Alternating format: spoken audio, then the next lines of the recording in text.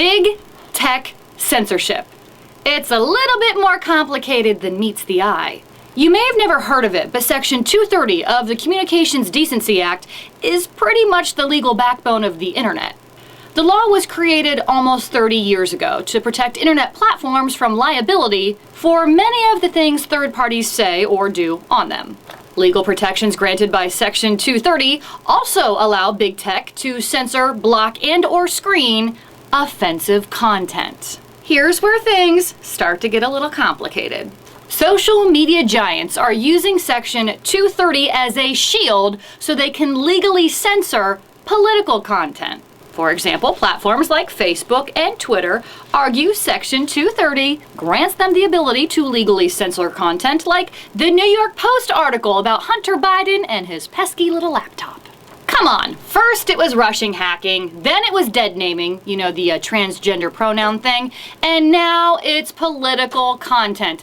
Here is the real problem. When it comes to censorship, platforms like Facebook and Twitter are reacting to the social climate, and it changes about as frequently as the weather climate. Now, I know what you're thinking. Kayla, since when do we want the government involved in the business of privately owned companies? I would argue most Americans don't. That's the whole point.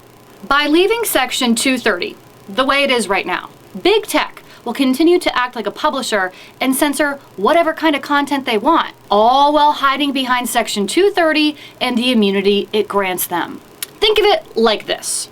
Verizon is not responsible for folks who talk about committing murder over the phone or via text. At the same time, Verizon is not hopping on your phone calls censoring what you can and cannot say.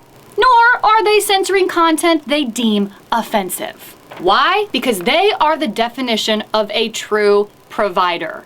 There is a difference, newsflash, between a provider and a publisher. Big tech, I'm sorry, but you can't have your cake and eat it too. If you want to continue acting like publishers instead of providers, then I say we let the law treat you as such and strip away your Section 230 protections.